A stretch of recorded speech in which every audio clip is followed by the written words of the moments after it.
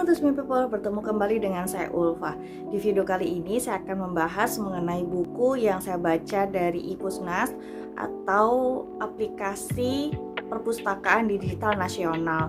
Nah, buku ini berjudul 500 Ways to Multiply Your People's Productivity, karangan Coach Barlian Tata Winarta atau kita sebutnya sebagai Coach Barlian.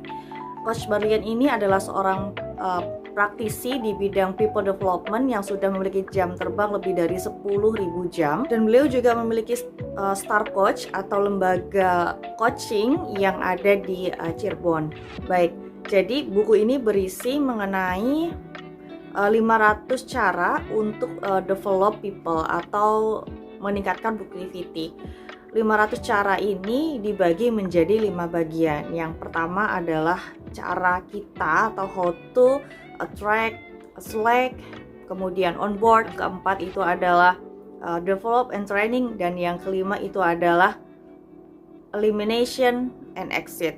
Nah, attract itu apa? Attract itu biasanya bahasa yang kita kenal adalah bagaimana kita menarik orang untuk bergabung di perusahaan kita. Banyak sekali caranya, mulai dari sourcing yang tepat. Nah, sourcing ini adalah pencarian awal dari rekrutmen, yang mana sourcing bisa dilakukan dari media sosial seperti kita punya Twitter, kemudian juga Telegram, Instagram, Facebook, kemudian juga dari platform digital seperti Jobstreet, Indeed, Glints, Loker Indonesia, dan beberapa hal yang manual seperti juga spanduk, kemudian kerjasama dengan Disnaker untuk pemasangan poster begitu ya, atau pemasangan poster juga bisa dilakukan di sekolah, kampus, dan lain-lain.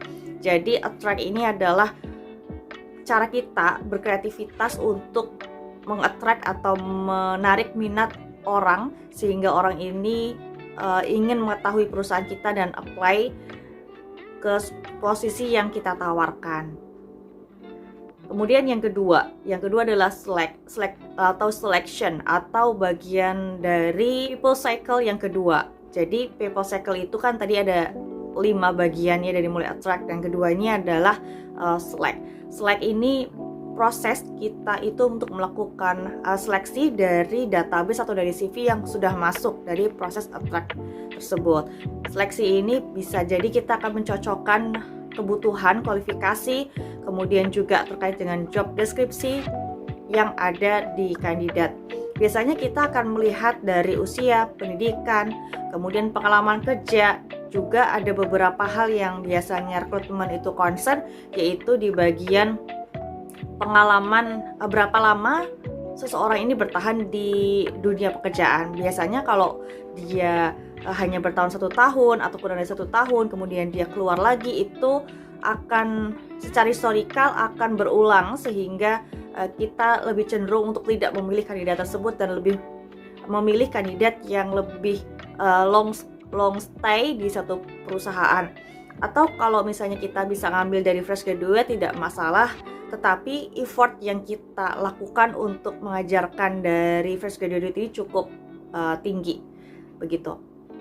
Nah, proses selection ini adalah proses yang setelah kita mengetahui berkas yang mana kita akan ambil di proses seleksi interview. Interview juga sangat-sangat beragam, mulai dari interview face to face, bertemu secara langsung, ataupun interview secara online, kemudian juga psikotes, assessment center, kemudian juga bisa kita kombinasikan dengan berbagai macam proses seleksi dari beragam tools psikologi yang bisa kita gunakan. Nah, kemudian yang ketiga adalah onboard. Onboard ini adalah tahapan penerimaan karyawan. Jadi begitu kita memutuskan kandidat ini untuk join ke perusahaan kita, onboard ini kita berikan tanda tangan kontrak, kemudian juga dijelaskan mengenai job desk, dijelaskan mengenai KPI, SOP perusahaan, peraturan perusahaan, dan lain-lain terkait dengan masalah kepegawaian yang dibutuhkan seorang karyawan, baik itu hak maupun kewajibannya. Kemudian yang berikutnya adalah develop and training. Nah, training ini untuk beberapa perusahaan memang sudah di plankan atau sudah direncanakan, mulai dari training mandatory, enhancement, engagement, kemudian juga training-training yang bersifat untuk promosi jabatan. Dan ini sangat-sangat beragam sesuai dengan kebutuhan di perusahaan tersebut. Sebelum kita merencanakan sebuah training, seharusnya kita juga merencanakan adanya kompetensi. Jadi setiap jabatan yang sudah kita hire di proses onboard itu sudah kita klasifikasikan mengenai kompetensinya, sehingga kompetensi yang dimiliki untuk orang lapangan ataupun non lapangan atau yang di office ini berbeda. Kompetensi ini akan kita gunakan untuk memetakan kebutuhan training. Jadi pada saat kita akan memetakan kebutuhan training, lebih dahulu kita adalah merumuskan kompetensinya di setiap jabatan. Kemudian baru kita petakan kebutuhan training sesuai dengan training need analysis-nya, kemudian baru akan dibikin kalender event training. Nah, kemudian training juga bisa kita buat berjenjang untuk kebutuhan mulai dari staff, kemudian juga officer, supervisor, manager, hingga level yang lebih atas lagi seperti senior manager atau direksi. Nah, kemudian setelah kita membicarakan masalah training dan kebutuhannya, kita juga membicarakan masalah elimination dan exit. Ini adalah tahapan terakhir dari people cycle di perusahaan, yang mana kita bisa jadi pada saat bergabung memutuskan bahwa orang ini baik, tapi seiring berjalannya waktu bisa jadi dia memiliki penurunan produktivitas, sehingga kita harus mengambil eksekusi atau kita harus memutuskan bahwa dia tidak bisa bergabung lagi di perusahaan kita. Pada saat kita memutuskan untuk seseorang ini tidak bergabung di perusahaan kita, yang paling penting dan utama adalah evidence. Evidence apa yang harus kita miliki?